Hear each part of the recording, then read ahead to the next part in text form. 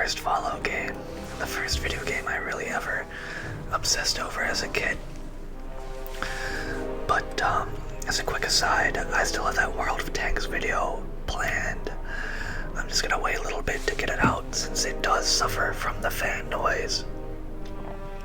And I'd rather put something out there where the audio is a lot better as opposed to just putting out the same kind of low quality, buzzy audio. But Fallout 3, kind of by default, my favorite game, not for any legitimate reason of like gameplay or graphical fidelity or story or anything, but it's, like I said, the first video game I ever really wanted as a kid. Behind me to this day, I still have the Fallout 3 Prima game guide. And the reason I even have the game guide is because I somehow convinced my mother when I was like 10 or 11 to buy this game for me.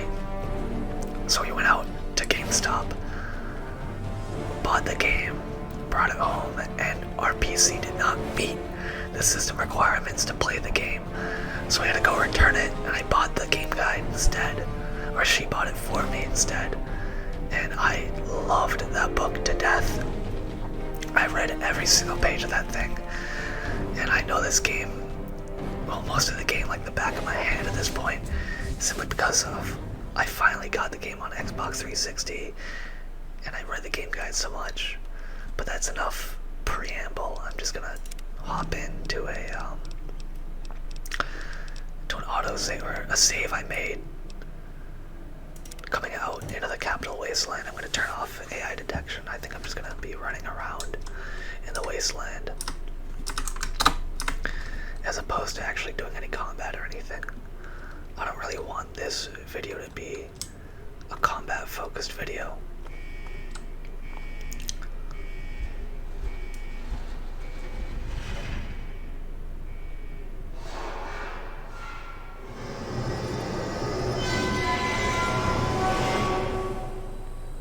Very relaxing ASMR noises from the vault. But here we are.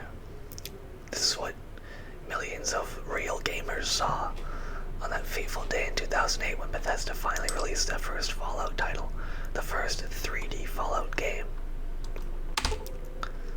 I'm finished.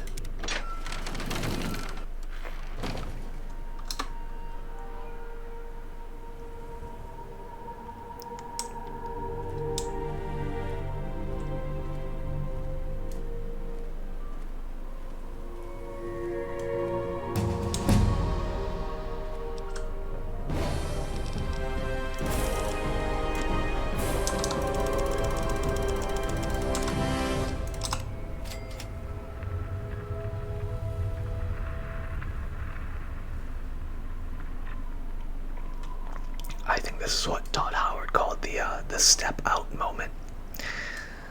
Quite literally, because you step out into the Capital Wasteland, and it's this big, oh my god, and it's this big reveal, and it was such a powerful moment, which is currently being ruined by all the DLC pop-ups. But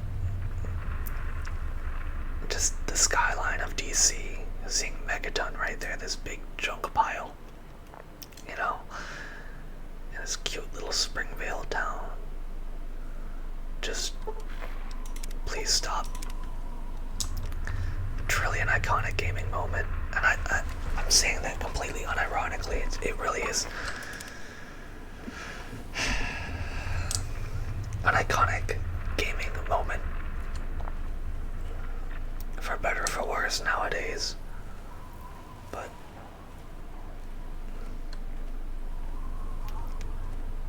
even though this game is remarkably ugly, once you start looking at it, it still has a certain charm to its art direction and color palette that's kind of hard to describe. When Bethesda heard the word wasteland and saw how Fallout 1 and Fallout 2 were set up, they went whole hog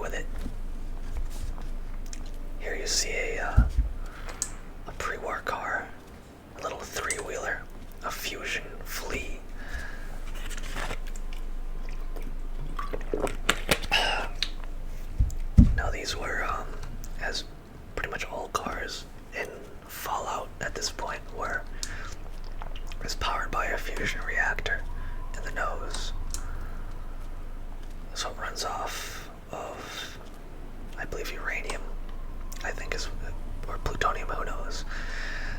But it runs off some sort of, I guess, I'm not an expert, but some sort of fissionable material. Just like this Corvega here. And as one would expect, having a nuclear reactor inside of the car makes for a very explosive vehicle. So these intact cars you see with the paint and with physics, let me see if I can demonstrate that here. So if I shoot it, the car should like move a little bit, or not. But a lot of the times, the way you can tell a car that will be able to explode or anything like that, it will have physics to it. So when a cell is loaded, they'll kind of shift around a little bit because they interact with the props in kind of a funny way.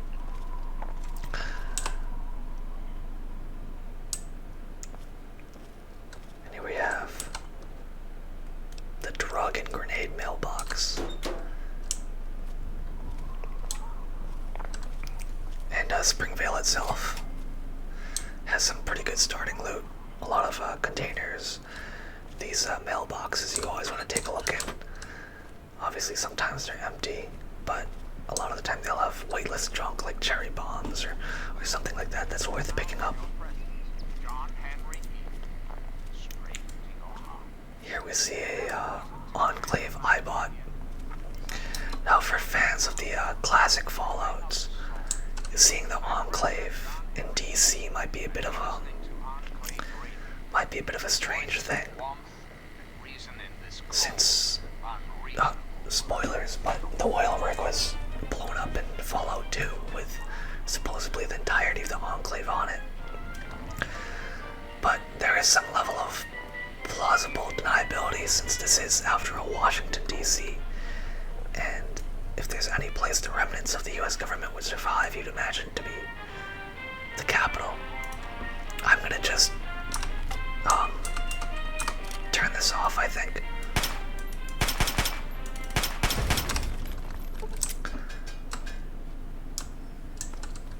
Since I have no idea what music is or isn't copyrighted, I assume that wasn't copyrighted music, but you can never be too safe. But believe it or not, at least according to the strategy guide, there is a low chance when you kill an iBot that will drop an iBot helmet. Now, in my hundreds upon hundreds of hours of playing Fallout 3 and killing every single iBot I saw for that single XP point, they have never dropped an iBot helmet for me. Now this house here, it becomes relevant in Broken Steel, but for right now that remains locked. But back to the Enclave. For fans of the classic series, like I said, it's a little strange to see them in this game, but you know, I guess you can kind of forgive Bethesda for retreading old ground and bringing back a lot of the old factions like the Brotherhood of Steel and the Enclave. Because really the world design of Fallout 3 was what really shines through. It's truly a desperate, desolate, and despotic space with plenty of dictatorships, strange local leaders, and violent bands of raiders and psychos. It truly gives the sense that humanity, despite everything, is not going to be able to fully bounce back. And in those 200 years since the bombs dropped, things have only managed to get worse. I guess that's the Fallout version of a Ring camera. Hello again, America the Magnificent. This is President, and I was hoping. So this is Silver. I'm not too interested in actually speaking to her, but Silver is actually a runaway from Megaton. The bartender in town, Colin Moriarty, he's also a bit of a local pimp, used to be one of his top hoes. So she kind of split with a lot of his cash, and there's a whole little unmarked quest to get the money that she owes him back to him in exchange for information in regards to your father. The main story in this game is honestly a bit... Oh. Some stitching issues with the textures. The main story in Fallout 3 is a bit weak. So while I'm walking up to Springvale Elementary, I'll give you a rundown on it. You grew up in a vault. Vault 101 up there. But your father didn't. He came into the vault with you. And he was working on this thing called Project Purity.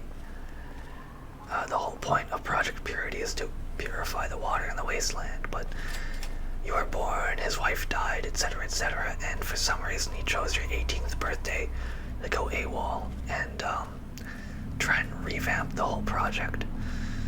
And now you have to find him.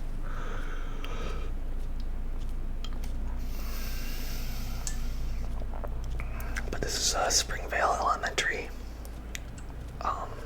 Oddly enough, despite its proximity to Vault 101 and Springvale, it's not typically the first dungeon that players will encounter, simply because you're herded directly toward Megaton, the settlement itself. You can see it in the distance.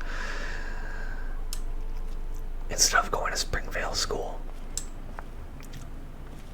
so you go to Megaton, and then typically you get a quest that brings you to another dungeon, as opposed to this one, which makes Springvale Elementary, honestly, it's a bit of a challenging dungeon for the inexperienced player on higher difficulties. Not only are there a lot of raiders around, there's a pretty high-leveled raider in the library who's a bit of a challenge, as well as his dog. Not to mention there's ants in the basement. Giant mutated ants. Almost everything in Fallout is gigantic and mutated. People excluded. But here you can see some raiders milling about, doing whatever it is that raiders do, which is mainly killing, looting, stealing, and that other word that starts with an R. But here we can see these guys here. Normally they shoot on sight, but I've turned off the AI detection, so I can kind of mill around without them noticing me, which is phenomenal.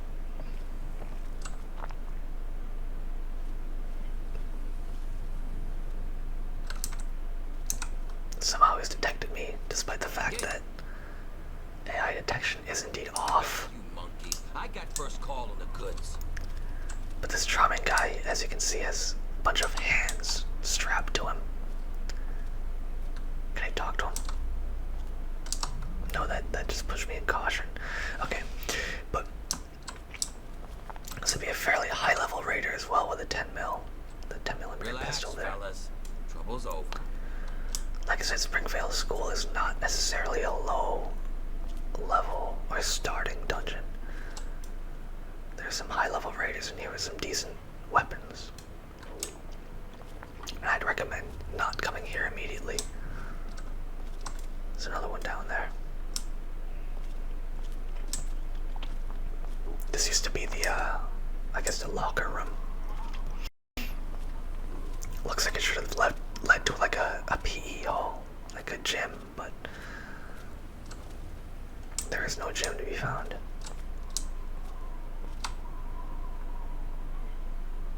Very interesting.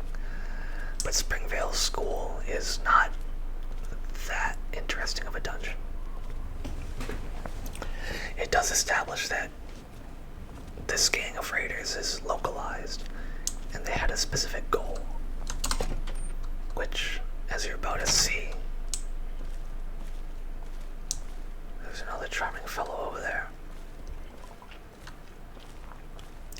Now, as an aside, one of the biggest strengths of Fallout 3 is just like when you say it's a cliche thing. To make an analogy toward cars, whenever anybody speaks about an Alfa Romeo, they always have to bring up the soul. It's a soulful car. Whenever anybody talks about the environments in Fallout 3, you have to bring up the atmosphere of the environments and how good it is. And as cliche as it is, the atmosphere in Fallout 3 is very good. It's dark, oppressive. Hey, you. Yeah, you. I don't like the look you're giving me. Keep it up. I'll break your fucking head open. Well, you're just so damn pretty that I can't help but stare. Keep talking, smartass. I've had about enough of your shit. You just best watch your back. Very good. Very rarely heard dialogue. But, you know what? I'm gonna do something a little bit. But the atmosphere of Fallout 3 is dark, oppressive, dank. Just, it's heavy. It's a heavy atmosphere, and the world designers really did a great job with it. Creating a very just scary world for you to go explore. It really feels like civilization has been completely devastated and knocked out by whatever the hell happened 200 years ago. And recovery is almost impossible. But down there, there's an entire system of ant tunnels. Like a whole network of ant tunnels that I'm not willing to get down into right now. And the purpose of those tunnels was to burrow into the vault, into Vault 101.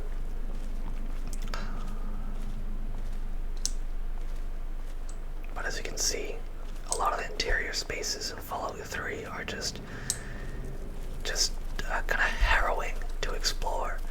They really put you on edge, make you feel like you're in a very threatening environment, you know?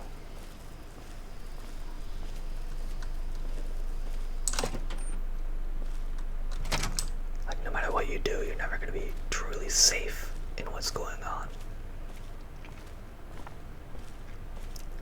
Like, you're not allowed. I guess you could say, like, you're trespassing eternally when you play Fallout 3. Yes, sugar bombs. And this is the entire reason that I say Springvale School is not a low-level dungeon. This is the raider boss, and, well, she's only got a Chinese pistol on her.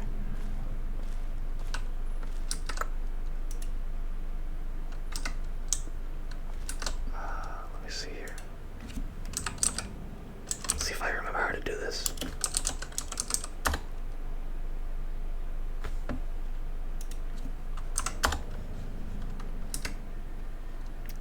Fairly. You know what? Hold on. I apologize if this is loud.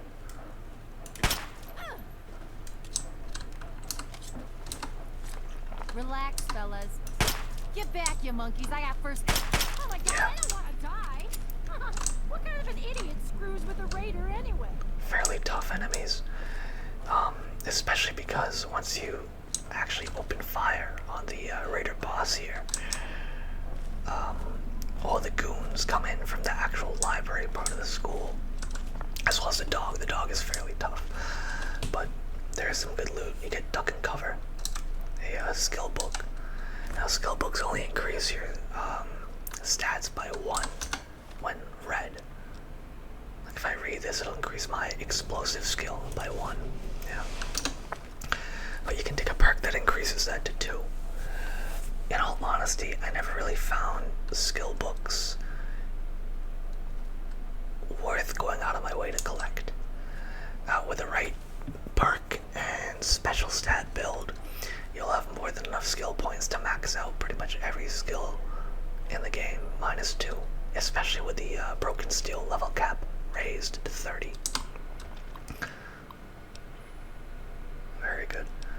But in here you'll learn why they're trying to dig through the floor of the school.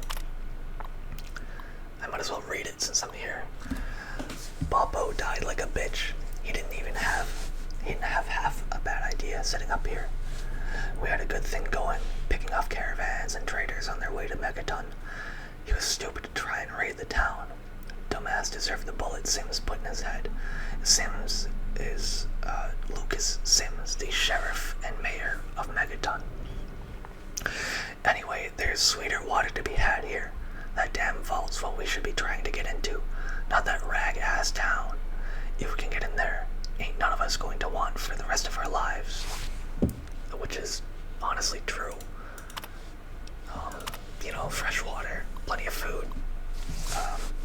Slaves, they'd have it made, really. Protection.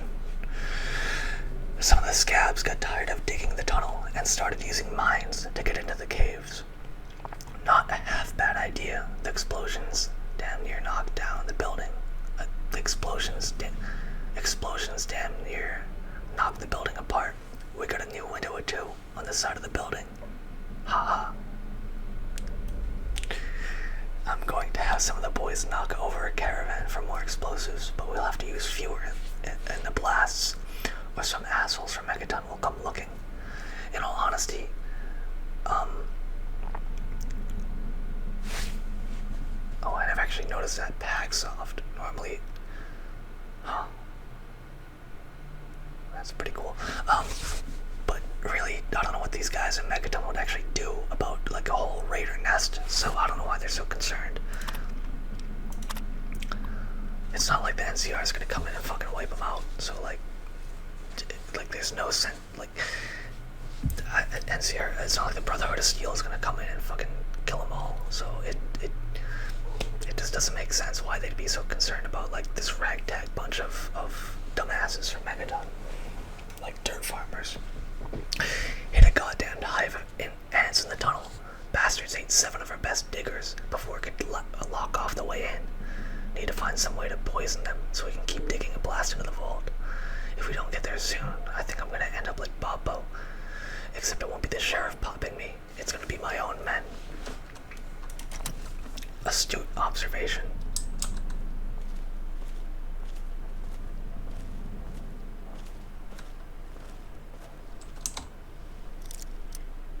Yep.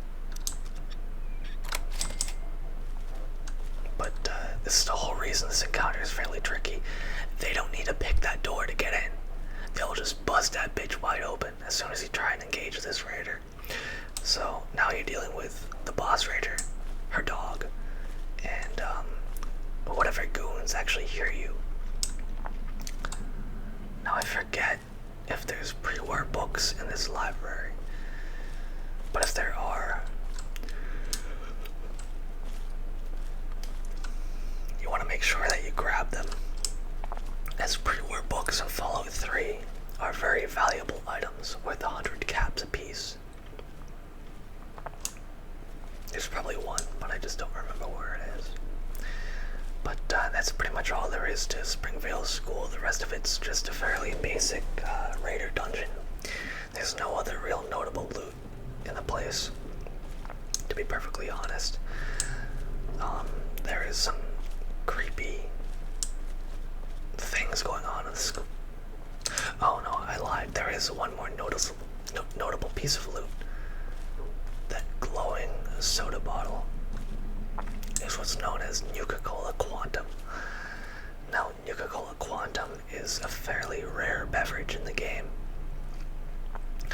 and I think it heals the same amount as Nuka-Cola, gives you the same amount of rads, but it restores a certain amount of action points. But the whole point of Nuka-Cola Quantum is to return it to Sierra Petrovita in an area called Girder Shade, at which point she'll give you unique rewards. And keep your mind out of the gutter on that one. I do literally mean unique rewards in the sense of like crafting recipes and and I think you can get ice cold Nuka-Cola from her. Or just like a lot of money from some dude called Ronald. One of the two.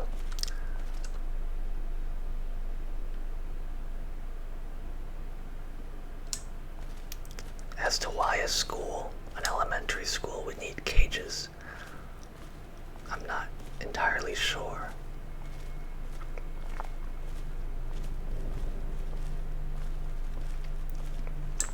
But this is what I mean about atmosphere. The ambient sounds, hearing the building creak and groan, the way the lighting is, all the dust and fog and just grime on everything. It's a mood, man. It really is. Makes you wonder when the cages were installed.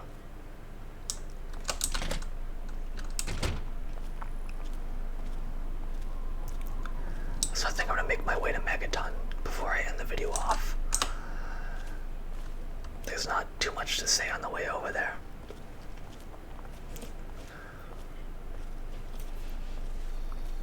Oh, that very good. The crickets just decided to pop in.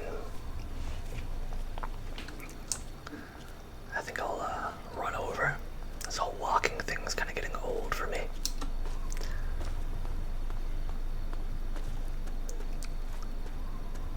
But Bethesda's world design is fairly good.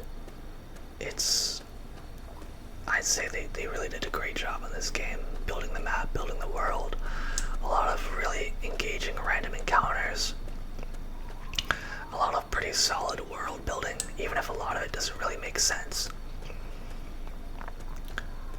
I'm getting close to Megaton. I'll slow right on down.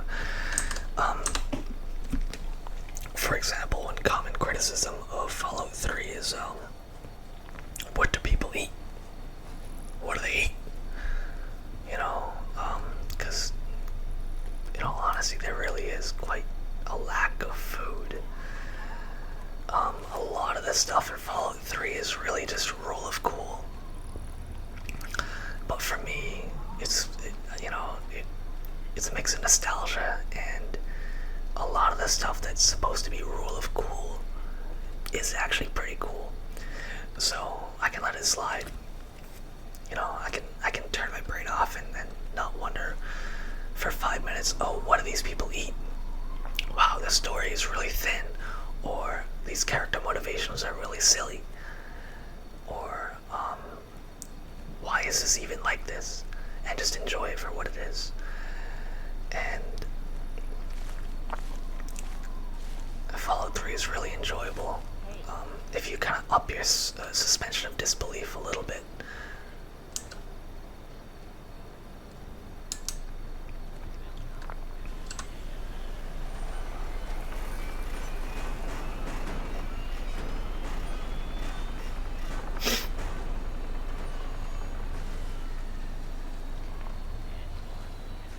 That animation only plays once per playthrough.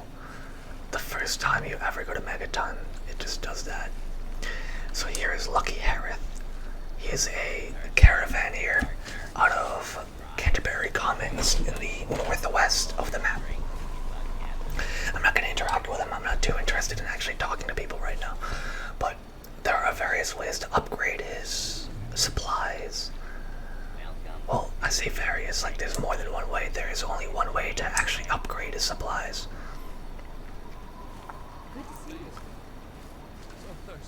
Oh, that's, I forget his name. Smithy? John? I don't know. But he's a water beggar. Mickey's a water beggar. And water beggars are just, glorified ways to raise your karma from very evil to very good. I think it's like 100 bottles of water you donate and it resets your karma to very good. But it's kind of a gamey thing, but it does set the tone in a world building sense that water is scarce, very scarce in the capital wasteland. Water is a precious resource and a lot of people struggle with the water availability. This is Deputy Weld. Have yourself a nice visit, partner. there's like a weird Western thing in Megaton. Lucas Sims is like a cowboy pretender, and then there's WD. Now one person I am gonna talk to is the town sniper, Stockholm. Now there is no way to legitimately get up here. I know there's allegedly some way to do it by glitching on top of Lucas Sims' house, but he has a very funny piece of dialogue if you console command your way up here. The more time I spend talking to you, the less I'm spending watching for raiders. How the hell did you get up here anyway? Exactly, there is no legitimate way to actually make it up top there. So I guess at some point you just plan to be interacted with, but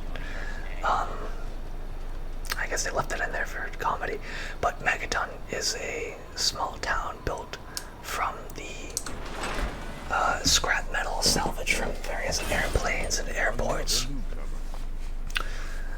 And they've created this kind of tetanus heap in the middle of nowhere. There's the titular Lucas Sims, sheriff of Megaton, and the mayor too, when the need arises. And the reason this whole settlement is called Megaton, by the way, is because of that charming contraption in the middle of the town. And yes, that is live, unexploded ordnance that the entire settlement is built around. And this is kind of what I mean by the rule of cool. Like, it's cool that there's a gigantic unexploded bomb in the middle of town, but does it make sense? Not even a little bit. Not at all. And again, what do they eat? There's one cow. One cow. And somehow there's 2 different restaurants off of that one cow. But again, like I said, this is a very fun game if you don't think too hard about it. And it's not like Fallout 4 where it's just like everything's kind of shitty. This one's charming in its own little janky way, and I mean it. I really do mean that. It's a very endearing game. It's got a strong visual identity and a very, I'd say, a solid gameplay loop. The side quests are good. The main story's alright, but the exploration is what really sells this thing. Coming across wasteland oddities and